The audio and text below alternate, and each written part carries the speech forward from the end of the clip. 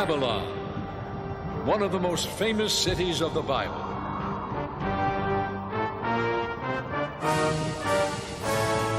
Babylon, an empire that dominated the ancient world as a center of trade, military power, culture, and religion.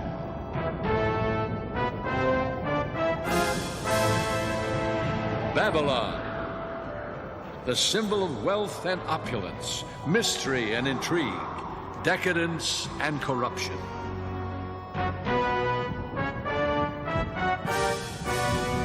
Babylon, the imperial city of Hammurabi and of Nebuchadnezzar, its greatest king. But at its peak, Babylon fell suddenly, in a single night, by the decree of God Himself.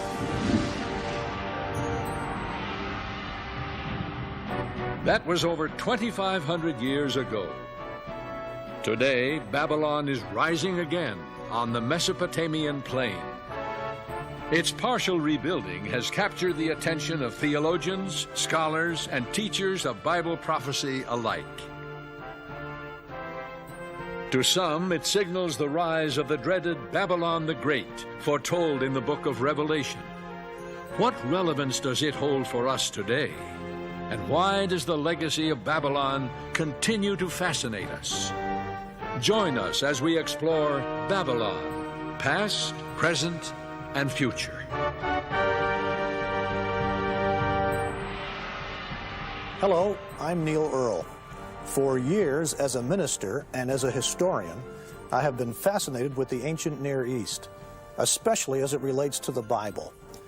You know, when we think of the places where the events of the Bible occurred, we usually think of Bethlehem, where Jesus was born, Nazareth, where he grew up, or perhaps Jerusalem, where he was crucified. But many famous events of the Bible took place in a land hundreds of miles from where Jesus lived, in a part of the world called Mesopotamia. Mesopotamia means the land between the rivers, the Tigris and the Euphrates. Today, much of ancient Mesopotamia lies within the borders of the modern country of Iraq. Mesopotamia is renowned as the cradle of civilization. Some of its cities date back to the very beginning of recorded history. Possibly the most famous of all is Babylon. Located on the banks of the Euphrates about 60 miles south of present-day Baghdad, Babylon has had a long and fascinating history.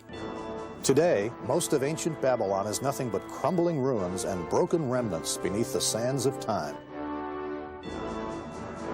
So why this fascination with a long-gone empire and a decayed city? Well, there's a story here, an intriguing story, and it's told through the hundreds of historical and religious texts that have been uncovered by archaeology. This information, put together with the Bible, makes the story of ancient Babylon an important one for us today. Because in the Bible, Babylon is more than merely a place on the map. Babylon symbolizes an idea, a philosophy, a way of thinking opposed to God. That ideology, based on human reason, human pride and arrogance, often expressed as self-indulgent materialism, is still with us today. That attitude caused God to intervene in the affairs of ancient Babylon. As we'll see, the Bible writers chronicled and preserved the story of ancient Babylon to give us insight into our world today and far into the future. But before we consider what lies ahead, let's examine what history can reveal to us. For history holds the key to our future. Our story begins long before there was a city named Babylon. It begins with a group of travelers who made their way into the sun-baked plain of southern Mesopotamia over 2,000 years before the birth of Jesus. The Bible tells us these wanderers were descendants of the patriarch Noah and his family. In the decades following the Great Flood, they migrated southward along the valleys of the Tigris and Euphrates. The book of Genesis tells us that Noah's sons settled in the plain of Shinar. Shinar is the biblical name for the region later called Babylonia. Today it's known as southeastern Iraq. God had wanted Noah's sons to move out and fill the earth. Instead, they defiantly resolved to unite under their own authority. They said to each other, "Come, let us build ourselves a city with a tower that reaches to the heavens, so that we may make a name for ourselves and not be scattered over the face of the whole earth. According to the first century historian Flavius Josephus, the leader of these people was Nimrod, Noah's great-grandson. The Bible tells us Nimrod was a mighty warrior on the earth. Under his leadership, the people began to build a great tower. Nimrod wanted to excite people's awe and wonder. He wanted to build an empire. He wanted to hold people together under his authority. The Tower of Babel, I think, illustrates that purpose perfectly, because that's exactly what they attempt to do there. They attempt to be creators. Because when you stop and think of it, Genesis presents creation in terms of being in the form and nature of God. And so we become little creators. And especially in roles of power, they felt that they become creators. And so if you create something and feel that it is so superior, then in a sense you can almost see yourself as being a person of destiny, even somewhat divine, as the ancient rulers often thought of themselves. To build a tower that would reach to the heavens. Doesn't this sound familiar? It's humanity's age-old attempt to try to reach the spiritual through the physical. Artists have offered their impression of what this tower, the famous Tower of Babel, may have looked like. Some of them quite fanciful. More than likely, it was a simple terraced mound of brick and earth, not unlike the later temple towers known as ziggurats. Ziggurats are square at the base, with sloping step sides leading upward to a shrine at the top. The plain of Shinar is flat. A building just 100 or so feet high can be seen for miles around. The medieval Tower of Samarra, for example, located north of Baghdad, is a spiral minaret about 150 feet high. Its prominence throughout the region serves as a convenient directional marker. In fact, some medieval travelers thought it was the Tower of Babel. The Bible tells us that God allowed the builders to work on the tower for a while. Then he intervened. The Lord came down to see the city and the tower that the men were building. The Lord said, "If as one people speaking the same language they have begun to do this, then nothing they plan to do will be impossible for them. Come, let us go down and confuse their language, so they will not understand each other." So the Lord scattered them from there over all the earth, and they stopped building the city. That is why it was called Babel, because there the Lord confused the language of the whole world. In a sudden act, God confused the language of the people. A babel of voices arose on the scaffoldings. Suddenly the foremen and architects could no longer communicate with the workers. Panic reigned. The building of the city and its great tower came to an abrupt halt. In the Akkadian language, the site of the uncompleted city was known as the Gate of God. But the Hebrews named it Babel, based on the Hebrew word meaning to confuse. Babylon is merely the Greek mode of spelling the Hebrew Babel. Either way, Babylon and Babel are one and the same. And Babylonia referred to the region centered around the city. The story of the Tower of Babel was designed to teach an important lesson. God's tolerance of human pride and rebellion has its limits. And very early we see Babylon becoming a symbol of opposition to God. In fact, human pride is a consistent theme whenever the Bible mentions Babylon. The grandiose dreams of the builders of the Tower of Babel makes an important historical benchmark. It gives us our first glimpse into a civilization organized against God. The Tower of Babel was God's first intervention in the history of Babylon. It wouldn't be the last. Over 2 centuries passed. Then we find Babylon re-emerging on the world scene, this time under the Amorites. They founded a dynasty there around 2000 BC. Historians call this the Old Babylonian Empire. The most famous king of this empire was a ruler named Hammurabi. Hammurabi is perhaps best known for his set of laws that have been preserved to this day. The famous Code of Hammurabi, one of the first structured systems of law in history. The laws are inscribed on a polished black diorite stela, or pillar, over 7 feet high. It's topped by a bas-relief showing Hammurabi standing before the sun god Shamash, god of justice.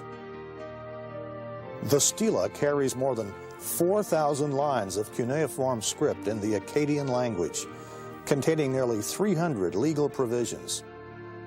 They cover business, crime, family disputes, agricultural interest, and other matters. Though the code invoked some harsh punishments, it did bring law and order to a land where crime and disorder had long held sway. Punishment was swift and certain. Under Hammurabi, Babylon achieved military supremacy in Mesopotamia. He built an empire of unequal power. It stretched from the Persian Gulf to the upper reaches of the Tigris River. Babylon became a leading literary and cultural center, the intellectual capital of Mesopotamia. Babylonian civilization was highly advanced. Mathematical and astronomical texts reveal, for example, that the ancient Babylonians developed the 60-minute hour and the 360-degree circle. Hammurabi extended Babylonian rule not only by conquest, but also by trade. Babylon stood at the crossroads of world commerce and communication. Caravans brought rare and exotic products from far and wide. Cloves, indigenous to the Moluccas or Spice Islands of faraway Indonesia, were among the many luxuries imported. The enticements of trade and commerce, blended with religion, as we'll see, have always been key to the success and dominance of the Babylonian system. Babylon, with its original name meaning Gate of God, was a prominent religious center, and it boasted some of the most striking temples of the ancient world. Like most ancient peoples, Babylonians worshipped many gods. Their religion centered around idolatry. They feared the forces of nature. In the barren deserts of Mesopotamia, the margin between survival and prosperity was a very thin one indeed. Too little or too much rain could wipe out a whole year's food supply. The Babylonians worshipped scores of different deities, looking to them for mercy and protection, conducting intricate and sometimes chilling rituals. The gods needed appeasing. In ancient times, whoever controlled the religion controlled the people. It was no wonder then that the Babylonians believed their king reigned as the earthly representative of the gods. They were among the first to fuse religion and politics into a totalitarian mindset. That mindset is carried on throughout history. Idolatry permeated every facet of ancient Near Eastern life. And the problem with this was that the ordinary person was almost completely cut off from the knowledge of the true God, the God of the Bible. This, we will see, is also the Babylonian pattern. Hammurabi's laws enabled the king to maintain strict control. After all, Babylon was built on slave labor, and that state required complete subordination of the individual to its power and its gods. The ancient monarchs were totalitarian. While they ruled, they had almost absolute authority because they were the legislature, the judicial, and the executive branch all tied up in one. Practically, historically, every king has, in a sense, set themselves up as little gods. There are very few rulers who recognize God in terms of a power greater than they are. Oh, they may use the language, but they see themselves as above the law, as the key interpreters of the law. So I always say there are just very few rulers that you could say did not see themselves as little gods. Hammurabi forged one of the greatest empires of the ancient Near East. He laid the basis of a civilization that would endure for more than 1,000 years after his death. But it was a civilization based on power, prestige, the pursuit of wealth, and with little knowledge of the Creator God. Even Hammurabi's dynasty could not last forever. After a reign of more than 40 years, barbaric tribesmen from the mountains in the east moved in to raid and weaken Babylonia. A long, drawn-out time of trouble began. Around 1600 years before Christ, Babylon was sacked and burned by another people mentioned in the Bible, the Hittites. The Hittites carried off Babylonian wealth and prisoners to far-off Anatolia, our modern Turkey. Later, the Assyrians, well known to readers of the Old Testament, conquered Babylon. Centuries of political chaos would prevail before Babylon would rise again as an independent city. The first great age of Babylon had ended. Ancient Assyria was one of Babylon's powerful rivals. This massive human-headed winged bull is striking testimony to the power of Assyria. The Assyrian Empire was a huge military machine, widely regarded as one of the most brutal and oppressive kingdoms in history. In 689 BC, Assyria's hammer blows inflicted the worst humiliation yet upon Babylon. In an attempt to throttle a Babylonian resurgence, the Assyrian hordes under King Sennacherib pillaged and burnt Babylon. They threw its rubble into the Euphrates. The Assyrians flooded the city. Its very foundations were destroyed. Sennacherib boasted, "I made its destruction more complete than that by a flood, that in days to come the site of the city and its temples and gods might not be remembered. I completely blotted it out with floods of water and made it like a meadow." Sennacherib left Babylon thinking he had dealt the death blow. He was painfully mistaken. Babylon does not go down easily. She would rise again to claim her revenge. And that's precisely what happened. The site of Babylon was eventually occupied and rebuilt by the Chaldeans. It was the Chaldeans who finally humbled proud Assyria. It was in the year 612 BC when the Chaldeans stormed the walls of Nineveh, Assyria's capital city. Nineveh fell. It was utterly destroyed. Today, the ruins of Nineveh attest to the near-total destruction of that ancient city. So complete was Nineveh's disappearance that it wasn't rediscovered until just 150 years ago. Assyria's power was broken, but under the Chaldeans, Babylon was back with a vengeance. And here is a major clue to biblical history and prophecy. Babylon, this great city, this great symbolic nemesis of God, emerges repeatedly from the abyss of destruction. She reappears again and again on the stage of history, powerfully influencing the course of civilization. The Assyrian collapse left a vacuum which both Egypt and Babylon sought to fill. 1,000 years after the golden age of Hammurabi, Babylon at last had a chance to regain the prominence and prestige that had once been hers. It was the summer of 605 BC. Well-armed Babylonian forces struck a sudden and decisive blow against the Egyptians.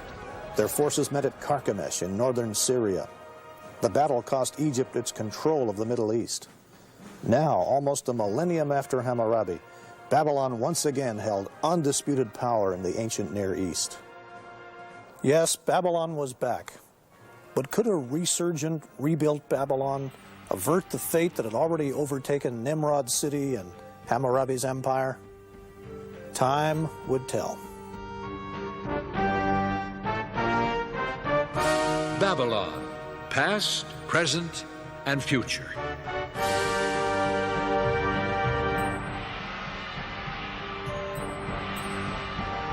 The Egyptian army of Pharaoh Necho II clashed with Babylon in 605 BC at Carchemish on the Euphrates River. The fighting was fierce. Egyptian losses were staggering. The battle cost Egypt control of the Middle East. The general who routed the Egyptians was the 25-year-old crown prince of Babylon. He would later become Babylon's greatest king, the legendary Nebuchadnezzar. Babylon would achieve its greatest glory under this powerful ruler. Nimrod, Hammurabi, and now Nebuchadnezzar. The Old Testament rings with the terror of his name. Under his rulership, Babylon became the most powerful metropolis of its time. envied, feared by friend and foe alike. Nebuchadnezzar the king, from what we can tell, is a composite of various aspects of human beings. He's powerful and ruthless when he needs to be. He also, though, is a human being that has his doubts, his questions. He can't answer all the questions, so he tries to pull around him those that at least can answer some of those questions. And if they don't answer them very well, he eliminates them. And that would be true of many of those Oriental despots.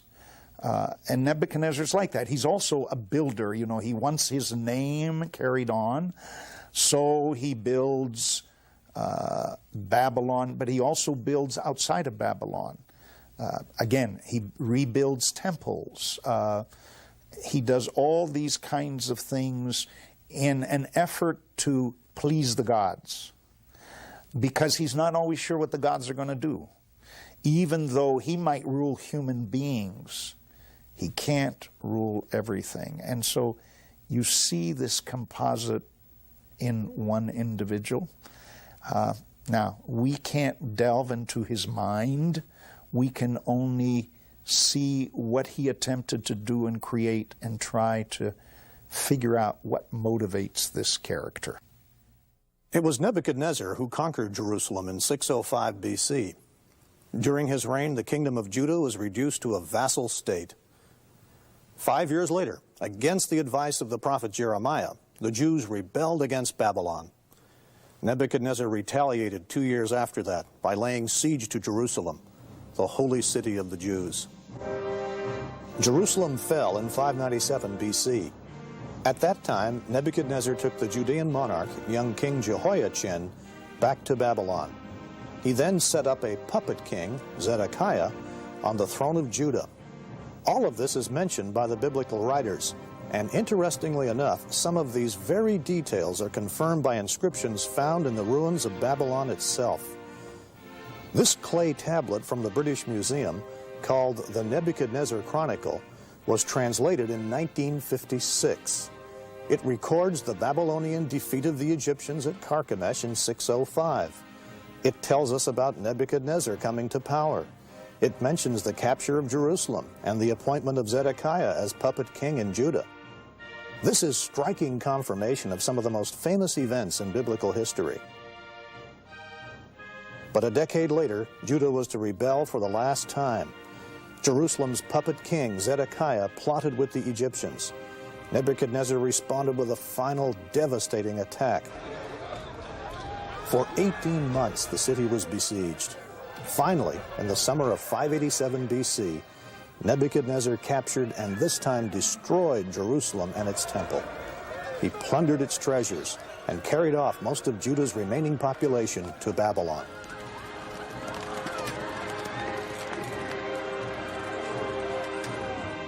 The kingdom of Judah ceased to exist. The Jews became a people of exile. A poignant record of all of this is found in Psalm 137. This beautiful song expresses the extreme sadness of the Jewish captives, crying out for their homeland. By the rivers of Babylon, we sat down and wept when we remembered Zion.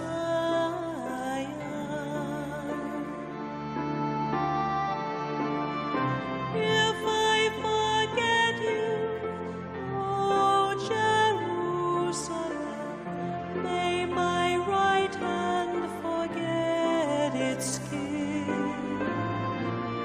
May my tongue cling to the roof of my mouth. If I do not remember you, if I do not consider Jerusalem, my highest joy.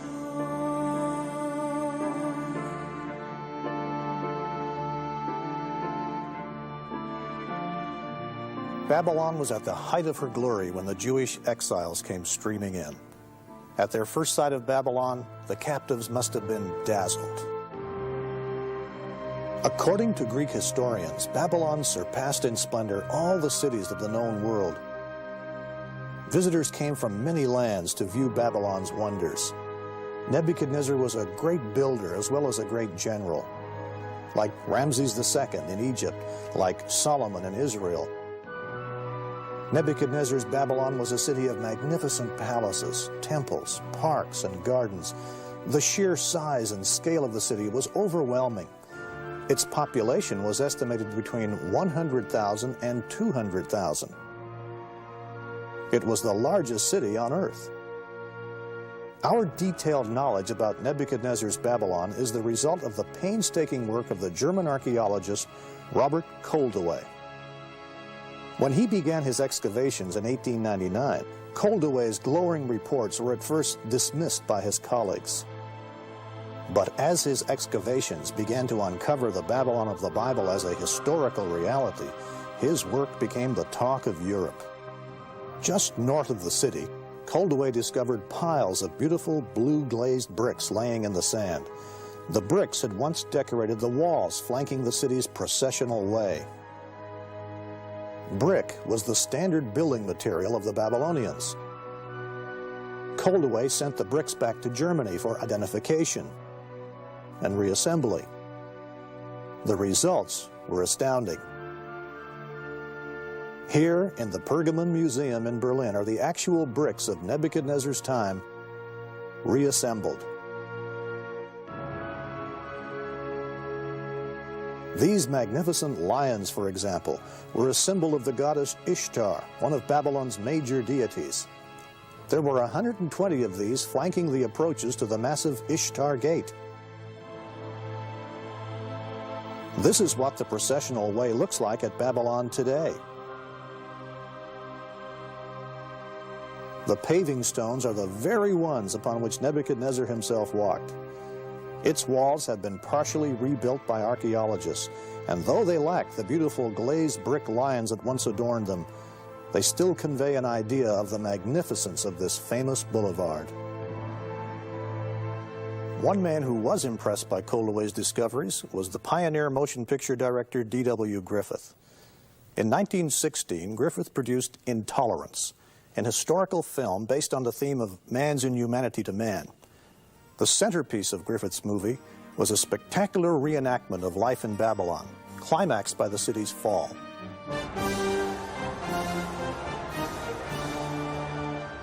In the film, Griffith magically brought to the silver screen the magnificence and grandeur of Nebuchadnezzar's Babylon, a city that had been buried for some 25 centuries. When we use the phrase pagan splendor, it could have been coined for ancient Babylon. Griffith showed a Babylon of great architectural wonders. A Babylon teeming with life and vitality, its streets crowded with merchants, fortune tellers, strolling musicians, moneylenders, soldiers, prostitutes, government officials, bankers, and slaves. Griffith offered the public its first glimpse of the power and magnificence of Babylon in its heyday, and Babylon's incredible greed and sensuality. Nebuchadnezzar's Babylon would dwarf even many of our modern cities in size and splendor. Let's try to grasp its immense scale. Babylon was roughly square in shape. Divided in half by the Euphrates River, the city was built with precision. Its broad, straight streets crossed one another at right angles, like most cities today. Babylon was enclosed by a double defensive wall circled by a moat. It was the most solidly protected city in the ancient world. According to one ancient source, Babylon's walls were over 300 feet high and 85 feet thick. There was enough space on top to enable a 4-horse chariot to turn completely around. The Babylonians felt that their walls were impossible to scale or breach. Defensive towers were positioned at regular intervals. But Babylon's walls were only the beginning of its wonders. The processional way was the main north-south avenue of the city. It was over 70 feet wide, paved with stone and flanked by carved lions. The magnificent processional way led northward to the great temple dedicated to the god Marduk. It was the most impressive street in the ancient world. This is the Ishtar Gate, magnificent and imposing. This was one of 8 fortified gates of the ancient city. They named it after Ishtar, the popular goddess of love. As with the glazed bricks from the processional way, German archaeologists also shipped these vividly colored bricks back here to the Pergamon and reassembled this magnificent gate. The Ishtar Gate was renowned throughout the world, a symbol of Babylon's unrivaled power and might. Through it passed the victorious armies of mighty Babylon as they returned home from distant conquest. The actual Ishtar Gate is in Berlin. Tourists at Babylon can view a half-size replica at the entrance to the site. This was built by the Iraqi government. Not far from the Ishtar Gate, Nebuchadnezzar built a magnificent palace. This palace contained 5 great courtyards surrounded by many apartments and suites. Nebuchadnezzar's throne room lay directly to the south of the central courtyard. Proud Nebuchadnezzar called his palace the marvel of mankind, the center of the land, the shining residence, the dwelling of majesty. This modern reconstruction gives us some idea of what the palace looked like in Nebuchadnezzar's day. Modern bricks stamped with the name Saddam Hussein sit atop the ancient bricks bearing the stamp of King Nebuchadnezzar. The new bricks substitute for the broken and pilfered bricks that once formed the upper courses of the ancient palace. With a little imagination, you can step back in time and enter the palace. Travel through the main entrance, cross the eastern courtyard into a second court, and then on into the large central courtyard. This central courtyard, under reconstruction, is an open area measuring 200 feet by 180 feet. Here, 25 centuries ago, walked visiting dignitaries, foreign ambassadors, court officials, slaves, and exiles. Just to the south of the central courtyard is Nebuchadnezzar's grand throne room. Let's have a look inside. The throne room measures 170 feet by 56 feet. It compares in size with the famous Hall of Mirrors at Versailles in France. Upon this dais, partly recessed into the wall, stood the throne of Nebuchadnezzar himself. In Berlin's Pergamon Museum is a reconstruction of a glazed brick frieze from the walls of the throne room. It gives us a taste of the magnificence of the architecture and decorations of the royal palace in its heyday. What a place this must have been. The effect must have been overwhelming. And that was precisely the point. Nebuchadnezzar's public works were designed to imprint the glory of Babylon and its gods on everyone's mind. Just to the west of the palace along the Euphrates River lay the famous Hanging Gardens of Babylon, one of the 7 wonders of the ancient world. It's said that Nebuchadnezzar built the hanging, actually terraced gardens to please a favorite wife. This young queen, unused to the flat, hot Mesopotamian plain, longed for the cool mountains and forests of her native land.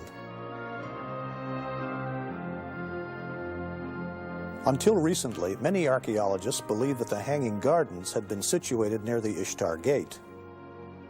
It was there, at the northeast corner of the palace, near the Ishtar Gate, that Professor Koldewey had discovered an unusual structure. It was an underground crypt consisting of a series of 14 arched vaults. Nearby was a unique well with 3 shafts.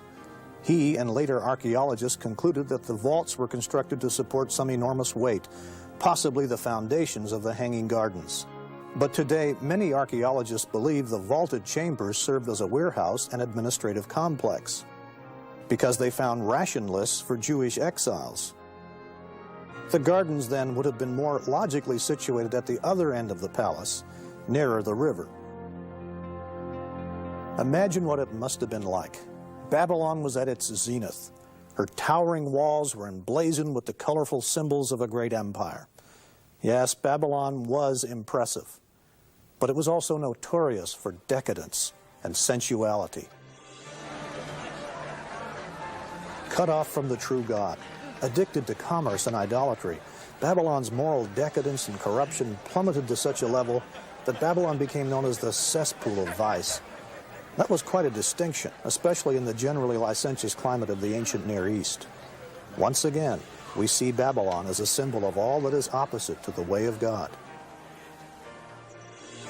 Obsessed with their evil pleasures and filled with pride over their great achievements, the people of Babylon, like their king, drifted inexorably toward a day of reckoning.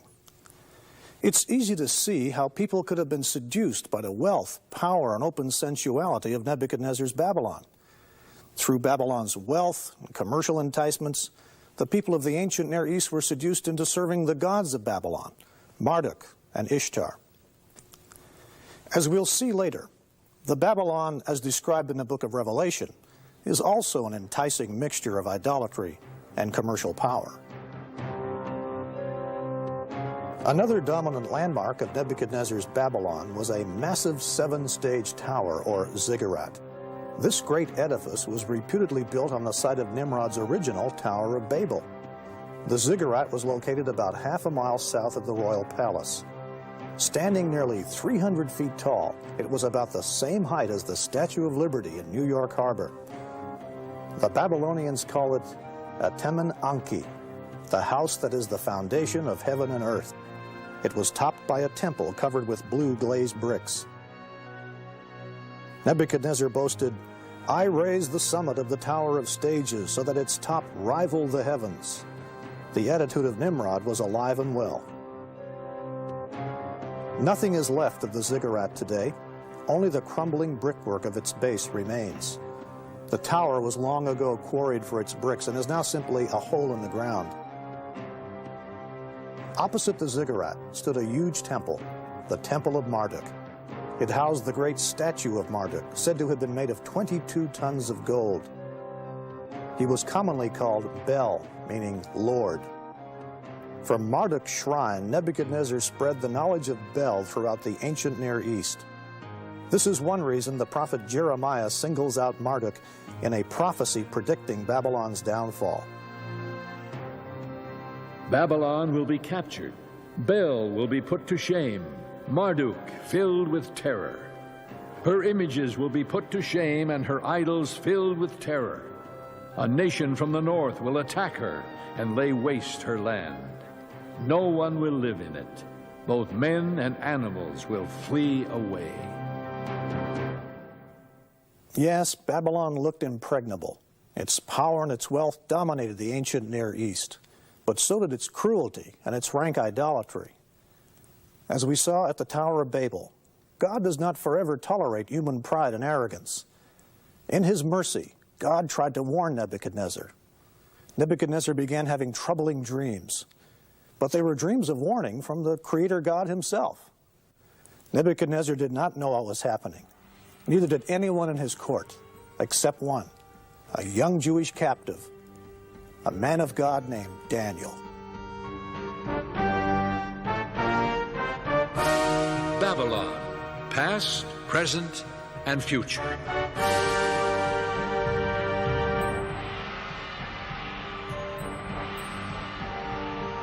Nebuchadnezzar had built the greatest empire of the ancient Near East.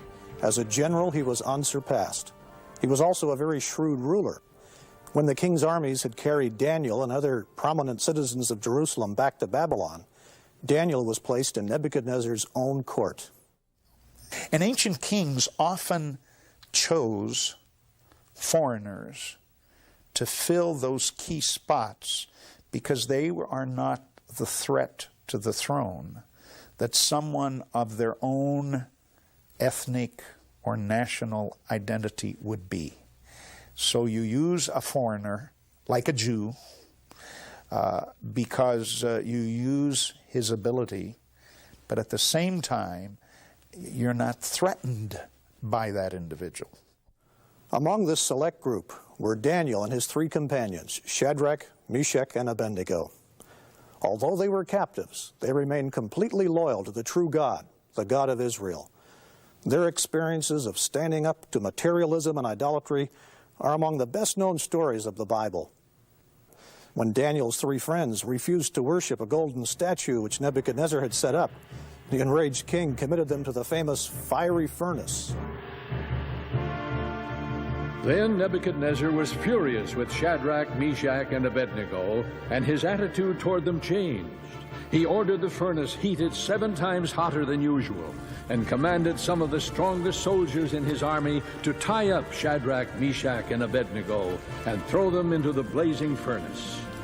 So these men, wearing their robes, trousers, turbans, and other clothes, were bound and thrown into the blazing furnace. The king's command was so urgent and the furnace so hot that the flames of the fire killed the soldiers who took up Shadrach, Meshach, and Abednego, and these 3 men, firmly tied, fell into the blazing furnace. Then King Nebuchadnezzar leaped to his feet in amazement and asked his advisors, "Weren't there 3 men that we tied up and threw into the fire?" They replied, "Certainly, O king." He said, "Look, I see 4 men walking around in the fire, unbound and unharmed, and the 4th looks like a son of the gods." For once outflanked, the astonished Nebuchadnezzar called Shadrach, Meshach, and Abednego to his side. The fire had not harmed their bodies, nor did they smell of smoke. In an amazing turnabout, Nebuchadnezzar praised the God who had sent his angel to rescue them. He promoted them to high positions in his kingdom. The relationship between Daniel and Nebuchadnezzar was a strange one indeed. On one hand, there was Nebuchadnezzar, pagan ruler of the known world, whose dazzling accomplishments rested on military force and slave labor. On the other, a young Jewish captive brought from his homeland to Babylon, a servant of the one true God, yet loyal to his new king. Nebuchadnezzar is presented as being, at least in the book of Daniel, somewhat sympathetic to the God of Israel and the God of Daniel. But to call Nebuchadnezzar someone who has placed his faith in the God of Israel and Daniel, I would say no. These ancient kings were great politicians, and they made decisions on that which was based, they felt, in terms of their own favor. It was while Daniel was captive in Babylon that he and the king began having disturbing dreams and visions. God was giving them both insight into the future. The 2nd chapter of the book of Daniel records one particularly disturbing dream of Nebuchadnezzar. Daniel describes it. "You, O king, were watching, and behold, a great image. This great image, whose splendor was excellent, stood before you, and its form was awesome. This image's head was of fine gold, its chest and arms of silver, its belly and thighs of bronze, its legs of iron, its feet partly of iron and partly of clay. You watched while a stone was cut out without hands, which struck the image on its feet of iron and clay and broke them in pieces. Then the wind carried them away, and the stone that struck the image became a great mountain and filled the whole earth." No wonder this dream troubled Nebuchadnezzar. Daniel told the king both what he had seen and gave him an interpretation, a revelation from God himself. The head of gold was Nebuchadnezzar's empire. The silver, bronze, and part iron, part clay portions of the statue represented successive kingdoms. Each was inferior to the one before. The stone symbolized the ever-ruling kingdom of God, the unseen God who determines the fate of all kingdoms, including Nebuchadnezzar's. When Nebuchadnezzar heard this interpretation, he fell on his face before Daniel. Once again, he praised the God of Israel. But the old arrogance soon reasserted itself. The book of Daniel portrays Nebuchadnezzar in the mold of many dictators we've seen strut across the stage of history. He was filled with pride and given to fits of rage. He controlled a great empire, but he couldn't control himself. Daniel warned Nebuchadnezzar that the God who controlled all the kingdoms of the earth would humble him if he didn't change his ways. The warnings fell on deaf ears, Instead of giving God the glory, Nebuchadnezzar saw himself as the source of greatness. The book of Daniel describes how God humbled this proud king, and how God taught him there was a kingdom far more powerful than Babylon, a spiritual kingdom, the kingdom of God. While walking one day on the roof of his palace, Nebuchadnezzar, at the height of his greatness, looked out over the city. He just couldn't help himself. He boasted, Is not this the great Babylon that I have built for a royal dwelling by my mighty power and for the honor of my majesty? While the word was still in the king's mouth, a voice fell from heaven. King Nebuchadnezzar, to you it is spoken. The kingdom has departed from you. That very hour the word was fulfilled concerning Nebuchadnezzar. He was driven from men and ate grass like oxen. His body was wet with the dew of heaven, till his hair had grown like eagle feathers, and his nails like bird claws. he was given over to insanity. For 7 years, he behaved more like a wild beast than a human being. At the end of the 7 years, Nebuchadnezzar's mind was restored, but the experience had taught him a crucial lesson. It is perhaps the key lesson in the book of Daniel. God, not petty princelings, holds ultimate authority over this world. The Bible records Nebuchadnezzar's warning to those who would follow him in positions of power and authority. Whether in the cabinet room or the boardroom, it's advice that all of us would do well to heed.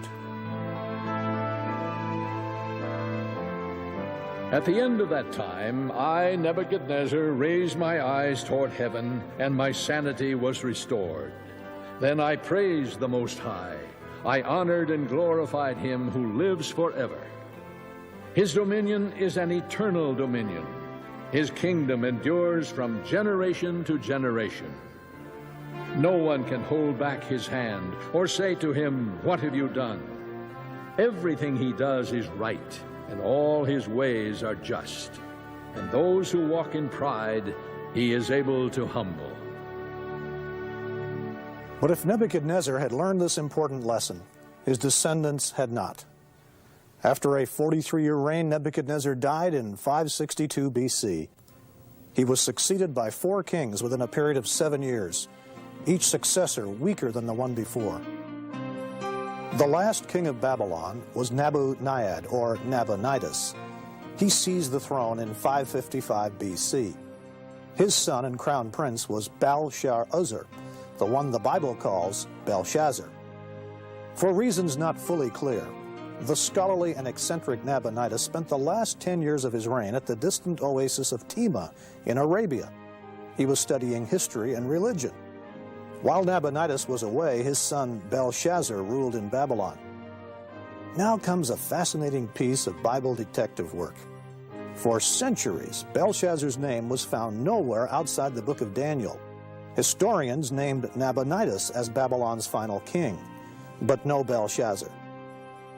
No wonder some skeptics rejected Daniel's statements about Belshazzar, labeling them fiction or one of the Bible's historical mistakes. But in 1854, several small clay cylinders came to light. They were found here, at Ur of Mesopotamia. They were inscribed with accounts of the rebuilding of this ziggurat by King Nabonidus. The inscriptions concluded with prayers for the health of Nabonidus and for his eldest son, the crown prince, Belshazzar. And as for me, Nabonidus, the king of Babylon, protect thou me from sinning against thine exalted Godhead, and grant thou me graciously a long life. And in the heart of Belshazzar, my firstborn son, set the fear of thine exalted Godhead.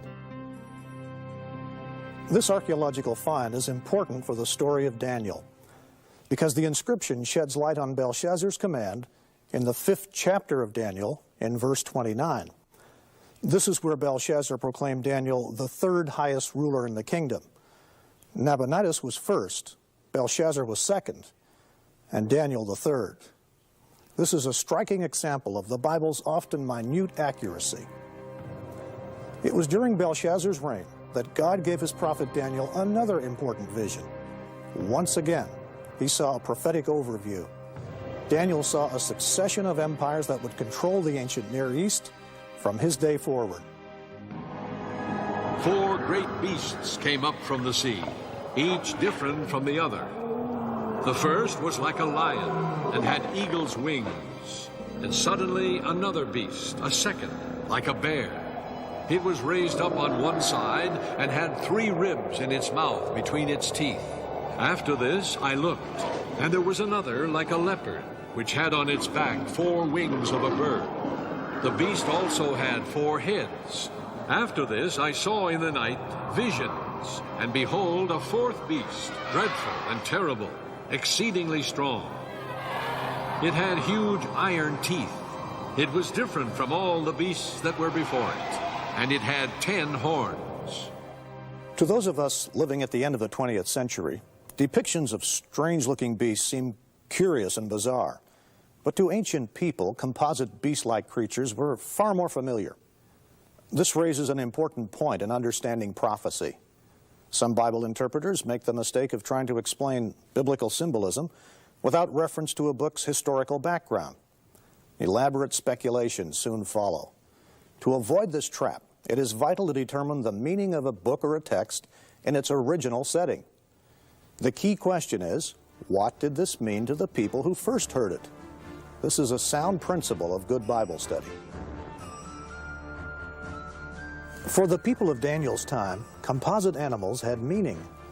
Living and working in Babylon, Daniel saw these depictions every day. Let's take the famous Dragon of Marduk, for example. It was a favorite decoration piece in the city, used by artists to ornament the Ishtar Gate. It's a hybrid or composite beast. It has the front legs of a cat. The hind legs have claws like a bird of prey. Its head has the double horns of the Arabian horned viper, and its tail ends in a scorpion sting. These strange mystical beasts had important religious significance for the ancient Babylonians. So when Daniel recorded the strange animals of his vision in chapter 7, he realized the vision was going to be significant for Babylon. An angel explained to Daniel that the 4 beasts were 4 empires that would dominate the ancient Near East. The winged lion symbolized Babylon itself. Interestingly, the Lion of Babylon is found to this day on the ancient site of the city. In 1176 AD, local villagers in Iraq discovered this monumental basalt lion. It confirms the lion was the symbol of the goddess Ishtar and of Babylon itself. The lion stands over a fallen enemy trampled beneath its paws. The lion's back has markings indicating that it was meant for Ishtar's saddle. A woman riding a beast? This would be a significant image later on in the book of Revelation. According to many commentators, the bear in the vision symbolized the Medes and the Persians. And sure enough, the Medo-Persian Empire replaced Babylon. The 4-headed leopard has 4 wings. It represented Alexander the Great and the 4 divisions of his empire after his death. The 4th beast has been identified by many Bible commentators as corresponding to the Roman Empire. The book of Daniel paints a vivid picture of the transition from Babylon, the Lion Kingdom, to the Bear Kingdom. It's one of the most famous scenes of the Bible. It was October 539 BC. Apparently during the New Year's festival, Belshazzar planned a great feast. The king had invited 1,000 of the leading men of his empire for the celebrations. Little did they realize what was going to happen. What made this great banquet so unusual was that it took place while the Persians were besieging Babylon. Yet Belshazzar's faith rested in the mighty walls of the city. That fatal overconfidence would be his undoing. It was during the banquet, in a great show of arrogance in the face of God, that Belshazzar ordered wine to be served. He then toasted the gods of Babylon. He did this with the very golden cups his grandfather Nebuchadnezzar had plundered from the temple in Jerusalem. Suddenly, a strange, terrifying event occurred, probably right here in the throne room of Belshazzar. A mysterious, disembodied hand appeared out of nowhere. It began to write great blazing letters on the king's wall. In the same hour, the fingers of a man's hand appeared and wrote opposite the lampstand on the plaster of the wall of the king's palace. And the king saw the part of the hand that wrote. Then the king's countenance changed, and his thoughts troubled him. Now all the king's wise men came, but they could not read the writing, or make known to the king its interpretation. Then Daniel was brought in before the king, and said, I will read the writing to the king, and make known to him the interpretation. And this is the inscription that was written, Mene, Mene, Tekel, Parsin. This is the interpretation of each word. Mene, God has numbered your kingdom and finished it. Tekel, you have been weighed in the balances and found wanting. Perez, your kingdom has been divided and given to the Medes and Persians. Taken literally, the words Mene, Tekel, and Perez were the names of common Babylonian weights. Before coins were invented, business was conducted using metal ingots as currency. They had to be weighed in a balance against accurate measures, like this 2 mina lion weight, to test their worth. Daniel's interpretation of the writing on the wall played on the root meaning, Mene, which means numbered, Tekel, which means weighed, and Parsin, divided. Babylon's time had run out. As the Bible tells the story, on that very night, while the ominous writing glowed upon the wall, the armies of Cyrus the Great were already entering the city. Babylon's mighty walls and massive fortifications could not prevent its downfall, a downfall decreed by God. The prophet Isaiah gives us some background to King Cyrus and his part in the fall of Babylon. This is what the Lord says to his anointed, to Cyrus, whose right hand I take hold of, to subdue nations before him, and to strip kings of their armor, to open doors before him, so that gates will not be shut. I will go before you and will level the mountains. I will break down gates of bronze and cut through bars of iron. I will give you the treasures of darkness, riches stored in secret places, so that you may know that I am the Lord, the God of Israel, who summons you by name. This scripture hints at the remarkable way Cyrus was able to capture Babylon. With its massive walls, Babylon seemed impregnable. But unknown to the Babylonians, Cyrus had devised an ingenious plan. The Bible doesn't give the specifics, but it's described in great detail by the ancient historians Herodotus and Xenophon. While Belshazzar feasted, Persian troops were busy upstream, diverting the course of the Euphrates River. The river normally flowed under the massive gates and through the city. So the Persians dug a channel. This redirected the river into an old lake bed. The Euphrates began to lower, permitting the Persians to wade under the gates and into Babylon under cover of darkness. Reports tell us that Cyrus placed a spy in the city. That very night, he unlocked the gates of the inner wall. Through these gates, Cyrus's army poured into the city. The Babylonians were completely surprised. Babylon was so large that when the outer parts were invaded, those living in the center of the city were unaware of the attack. Belshazzar and his guests continued their idolatrous defiance of God until it was too late. As the book of Daniel tells us, that very night, Belshazzar, king of the Babylonians, was slain. The greatest city of the ancient world had fallen. The head of gold, which we saw in Daniel 2, had been replaced by the chest and arms of silver, the lion by the bear. Babylon was the economic colossus of the ancient world, but it had become a byword for moral decadence and corruption. Its leaders had become drunk with their own power. The fall of Babylon teaches a lesson we are only too prone to forget. God rules in history. It's a lesson for us today. Babylon was finished as a great power. Yet Babylon had fallen before. Would it? Could it rise again? Babylon, past, present, and future.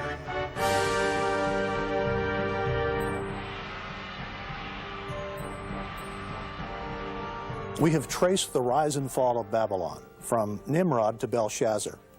Belshazzar was the last king of Babylon, but the city itself continued under the Persians. Then, a little over 200 years later, Alexander the Great, on his quest to conquer the world, defeated the Persians and captured Babylon. Alexander was bewitched by the idea of Babylon, the thought that the whole world could be unified under one civilization, one city, one man. But Alexander's dreams of world unity died with him in Babylon in 323 BC, in the very throne room of Nebuchadnezzar. In the years that followed, the city began its slow deterioration. By the time of Jesus, Babylon's palaces and temples had crumbled. Shifting sands had buried the parks and waterways. Even the Euphrates River had shifted course. A Roman emperor visited Babylon some 85 years after the death of Jesus and found nothing but mounds and stones and ruins. Today, the superpower of the ancient world lies desolate and forsaken. Its palaces, temples, parks and gardens, its broad streets and boulevards are dust and rubble. Cracked bricks bearing the name of Nebuchadnezzar are strewn by the thousands across the site.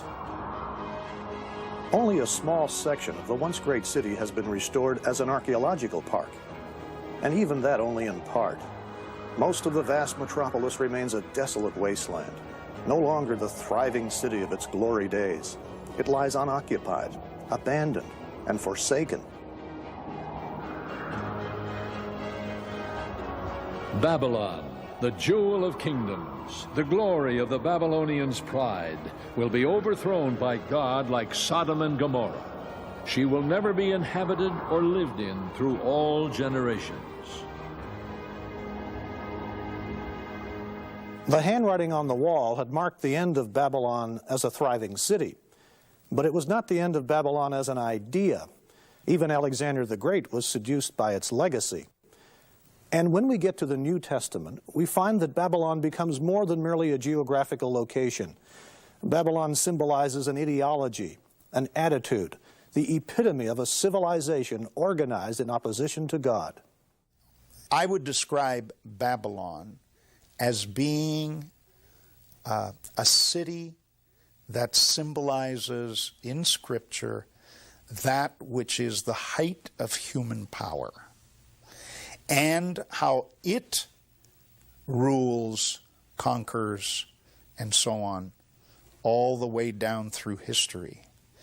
But ultimately, how its rulers were corrupt, and it kind of gets what it deserves in the course of human history because those who ruled it thought of themselves as little gods. Here's the point. In all ages, the people of God have lived in the midst of a spiritual Babylon, a godless world. In such a world in pursuit of the physical, the material, the profit motive, little thought has been given to the spiritual realm, to the kingdom of God. This is, as we've seen, the Babylonian pattern. And in that sense, Babylon is with us now. When the New Testament wants to picture evil and defiance of God reaching ultimate fulfillment, it uses a phrase we can now well relate to, Babylon the Great. That phrase is found in the last book of the Bible, the mysterious Apocalypse, or Book of Revelation. The Book of Revelation is written around a remarkable vision from God, given to a man named John. His vision is often considered one of the most difficult parts of the Bible to understand. It's filled with strange images, sights, and sounds. And one of the most well-known are the mysterious four horsemen. We generally call the book of Revelation an example of apocalyptic literature. And by that we mean there is a kind of literature in the first century. It also exists prior to and after the first century, but it's common in the first century, which has certain features, and many of these can be found in the book of Revelation. Some of them include visions. In other words, someone will have a vision and record what was seen, and the vision can either be a vision of what is going on in heaven or a vision of the future, or sometimes both. Sometimes there are journeys to heaven in this kind of literature. Someone is transported to heaven to see this. It's not simply a vision on earth, but there's actually a journey made. A couple of the other features that would be typical of apocalyptic literature include a lot of symbolism, and symbolism could be one of several kinds. There are, for example, many animals, both natural, a ram or some sort of sheep or goat, which will figure in this literature, as well as fantastic animals with strange heads and wings and almost bizarre sorts of creatures. Colors are very important in the book of Revelation. There are white robes, there is red blood, there is gold, so that you get the sense of quite a visual, there's a very dramatic sense, but the colors are symbolic. Numbers are also important in apocalyptic literature. So symbolism is an important feature of apocalyptic literature. It's really difficult to understand the book of Revelation if you do not have some kind of background in the various Old Testament books, because of the symbolism there is drawn right out of the Old Testament books. And the context, of course, in the book of Revelation from the time of the writer is future, for the most part. Some of it is historical, but some of it is future. And he uses the symbolism, very much so, to talk about the future of time and the future of people and what's going to happen. Apocalyptic writers looked forward to the time when God would decisively intervene in history. John, in the book of Revelation, was living in a time of persecution. Christians were being killed by the Roman state. The majority view is that Babylon the Great is a symbol, a name for the Roman Empire, and that if you think of this book as written sometime in the first century, almost anywhere Christians were living, they were living in a reality dominated by Rome, ruled by Rome, controlled by Rome, and therefore it's very natural that the world power would be symbolized with a symbol that comes from Israel's own past, namely Babylon the Great. In the Old Testament, Babylon is an actual country that carries off the people of Israel into captivity. And I think the author of the book of Revelation then reapplies that symbol as a warning to Christians to say that Rome today can offer the same kind of threat, maybe not a physical captivity, but can indeed be a real danger to the people of God. So there is a sort of recurring or timeless nature to that symbol. The attitude of Babylon the Great is timeless and pervasive. It's an attitude of opposition to God and to the teachings of Jesus Christ. The attitude is insidious because wealth and prosperity look so good on the outside. This is why the references to Babylon the Great in chapters 17 and 18 of the book of Revelation have such meaning for us today. I saw a woman sitting on a scarlet beast that was covered with blasphemous names and had 7 heads and 10 horns. The woman was dressed in purple and scarlet and was glittering with gold, precious stones, and pearls. This title was written on her forehead: Mystery, Babylon the Great, the mother of prostitutes and of the abominations of the earth. Then the angel said to me, the woman you saw is the great city that rules over the kings of the earth. Here we have all the vivid imagery of apocalyptic writing. It's a future time. There's the woman, the beast, the vibrant colors and the symbolism of a harlot. The Bible has a lot to say about harlotry. God uses it to show how individuals and nations can be seduced from allegiance to Him. In the Old Testament, harlotry is usually an imagery for idolatry. That is to say, the people commit harlotry. God's people commits harlotry when it is unfaithful to God, when it pursues idol worship. And now the church is faced with the same kind of threat, to abandon its true worship of God for other sorts of idols. Well, a harlot is an image of a seductress, someone who, as I said, is enticing them, alluring them to follow this way and to give up their loyalties to what they know to be the true God. The Bible uses the symbol of harlotry in a couple of different ways. Harlotry is worshiping false gods. But as New Testament scholar George Eldon Ladd explains, harlotry also means the prostitution of everything for commercial gain. The metaphor of harlotry is also used by the prophets of the heathen nations. Tyre is a city who will play the harlot with all the kingdoms of the world upon the face of the earth. The idea here is not one of spiritual faithlessness, but of the prostitution of everything to commercial gain. Nineveh is also described as a harlot because of the way she enticed weaker nations by her display of power and splendor, only to scorn and enslave them. Ladd says of Revelation chapter 17, "Here the harlot is Babylon, the symbol of human civilization with all its pomp and circumstance organized in opposition to God, the city which has dominion over the kings of the earth." We've traced Babylon's appeal through the scriptures and through history, from the Tower of Babel to Nebuchadnezzar's city, and now to the book of Revelation, where Babylon the Great has reached immense power. I think John is trying to paint Babylon as alluring and enticing. And one of the ways you would do that is to show how wealthy and prosperous and satisfying this reality is. And it can lull Christians into a false sense of security. So he's warning them by showing the seductiveness of this particular vision of the world. In the book of Revelation, then, Babylon the Great becomes the code word for a monstrous anti-Christian world system, an economic colossus dedicated to accumulating power and wealth through world trade. This is Babylon's fatal attraction, commercial gain at any cost. For all the nations have drunk the maddening wine of her adulteries. The kings of the earth committed adultery with her, and the merchants of the earth grew rich from her excessive luxuries. Across the centuries, many have attempted to identify Babylon with specific nations, empires, or even churches. Every year, it seems, new candidates are nominated for the role of the symbolic figures in the book of Revelation. Babylon, the beast, the false prophet. But all interpretations have one thing in common. They've all been wrong. The history of interpreting the book of Revelation is quite interesting because almost every generation of Christians that reads it feels we are the direct addressees of that book. Babylon is this entity or this church or this empire.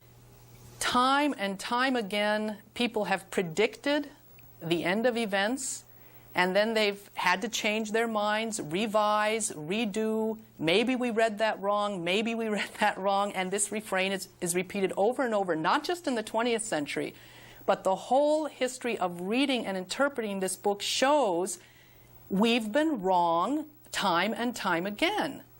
Now that ought to tell us that it's very dangerous to jump to conclusions about and to be dogmatic about who is Babylon, when do these events happen. The when question is probably not the most important question in the book of Revelation anyway. That God will triumph. That God will triumph through Jesus Christ. These are the central affirmations of that book. But when it happens and who fits what picture strike me as almost leading us away from the central message of that book. So the book of Revelation describes the final culmination of the spirit of ancient Babylon, an anti-God attitude that is present today, present through history, and will reach its climax at the end of the age. But no matter what happens, God's final triumph over all things is assured. Chapter 18 of the book of Revelation celebrates in advance God's final victory over Babylon the Great. When the kings of the earth who committed adultery with her and shared her luxury see the smoke of her burning, they will weep and mourn over her. Terrified at her torment, they will stand far off and cry, "Woe, woe, O great city, O Babylon, city of power! In 1 hour your doom has come." The merchants of the earth will weep and mourn over her because no one buys their cargoes anymore. The merchants who sold these things and gained their wealth from her will stand far off, terrified at her torment. They will weep and mourn and cry out. Then a mighty angel picked up a boulder the size of a large millstone and threw it into the sea and said, "With such violence the great city of Babylon will be thrown down, never to be found again." Yes, the story of Babylon is a sobering one. That old city buried beneath the Mesopotamian plain has become the symbol of a society given over to greed, a society moving farther and farther away from the knowledge of God. Does this sound familiar? John is describing a world very much like ours today. Merchants in the ancient Near East grew rich by the exploitation of pleasure. Many business people today are doing the same thing. Business deals and buyouts are often based on greed, money, and power. Many individuals take advantage of the system to enrich themselves while exploiting the young, the old, the uneducated, and the unfortunate. Christians are not immune to the seductions of this Babylonian system. We are warned against the deceitfulness of money, riches, power, and pleasure. We are to live instead according to the teachings of Jesus, and those teachings include service, giving, and sharing. That's why John warns us, "Come out of her, my people, that you share not in her sins, and receive not of her plagues." The New Testament is full of warnings against the dangers and the lure of materialism, that riches can lull us into a false sense of security. Jesus said, "You cannot serve two masters. No one can serve God and mammon." And then in the book of Revelation, of course, the Babylon is portrayed as extremely wealthy, and there it is, God or mammon. So it's all part of the picture, part of the trappings, and probably the materialistic note is part of that as well. In the time sequence of the book of Revelation, Babylon is destroyed. But the good news is, this is not the end of the world. Not at all. In John's vision, it's the beginning of the rule of the saints under Jesus Christ. So the apocalypse offers hope. It's a vision of victory, the victory of Jesus over all who oppose the kingdom of God.